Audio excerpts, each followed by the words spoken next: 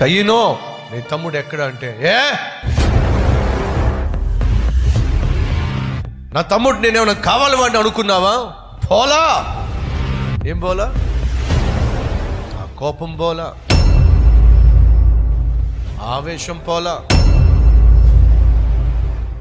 ఆగ్రహం పోలా.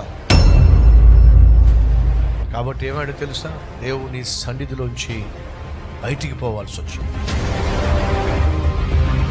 దేవుని యొక్క ప్రసన్నత నుంచి బయటికి పోవాల్సి వచ్చింది.